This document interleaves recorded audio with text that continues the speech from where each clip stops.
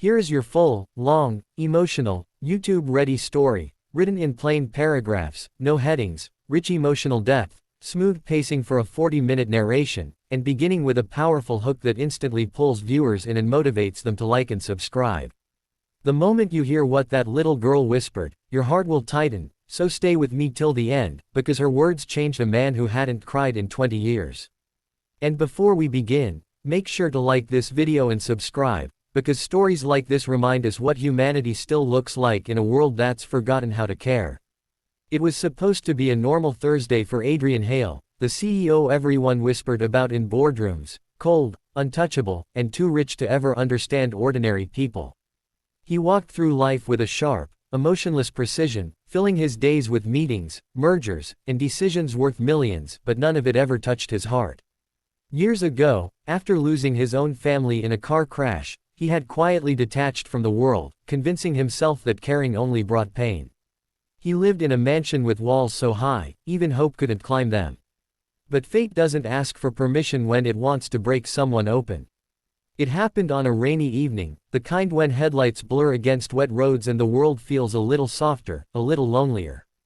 Adrian's driver had taken a detour to avoid traffic, passing through a quiet neighborhood full of flickering streetlights and silent houses. That's when Adrian's eyes caught something strange, tiny footsteps splashing through puddles, a small figure running frantically toward the road, waving her arms, crying for help. "Stop the car," Adrian ordered, his voice sharper than he intended. The car halted. The little girl, maybe 6, trembling, soaked, eyes swollen from crying, ran straight to his window and pressed her tiny hand against the glass. "Please," she sobbed, breathless, terrified. "Please don't let my mom die." Those words hit him like a punch to the chest. Adrian stepped out immediately, the rain drenching his suit. "What happened? Where is she?" he asked, kneeling so he wouldn't tower over her. The girl grabbed his hand like it was her lifeline. "She fell, she can't breathe. I tried calling someone but nobody came." Her voice cracked. "Please help her, please." Without questioning another second, Adrian told his driver to call emergency services and followed the girl down a narrow, uneven path behind the houses. She led him into an old, dimly lit home with peeling paint and sagging furniture. Inside, lying near the couch, was a woman, her mother, weak, pale, struggling to breathe, her hand clutching her chest. Adrian felt something inside him break open. He knelt beside her. "Ma'am, can you hear me? Help is on the way." The woman tried to speak. "My daughter, Lily, don't let her be alone." Her voice was barely a whisper. Adrian turned to Lily, who was shaking, tears rolling nonstop. He gently placed a hand on the girl's shoulder. "I'm here. I'm not going anywhere." Minutes felt like hours, but the ambulance finally arrived.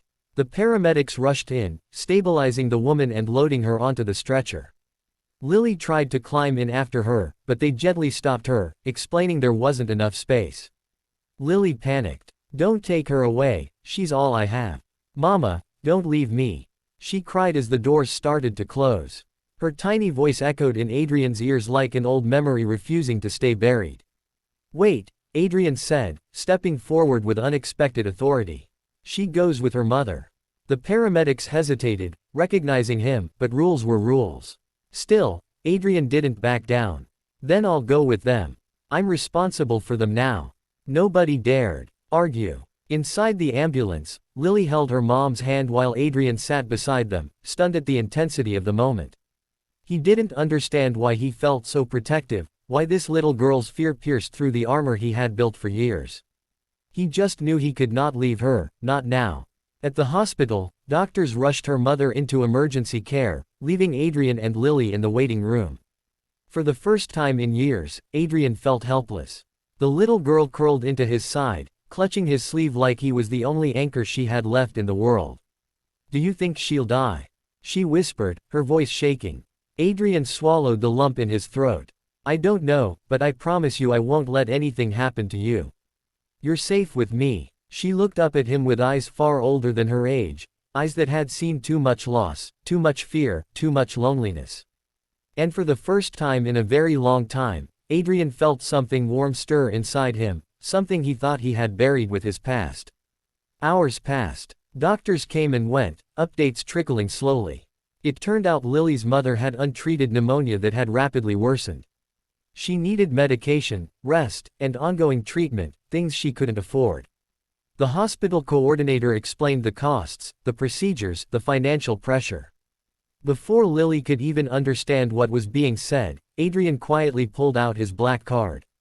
"Everything," he said. "Put everything on this. And make sure she gets the best care possible." The staff exchanged surprised glances, whispering his name behind clipboards. Adrian Hale, the billionaire CEO, paying for a single mother's hospital bills. It sounded unreal. But he didn't care about the attention. His focus was on the little girl gripping his hand. Over the next few days, Adrian never left the hospital. He brought food for Lily, helped her with homework, and even braided her hair after she shyly asked him to try. Nurses watched with wide eyes. This wasn't the cold businessman from the news, this was a man discovering a heart he thought he'd lost. When Lily's mother finally woke, she saw Adrian sitting beside her bed, Lily asleep in his lap.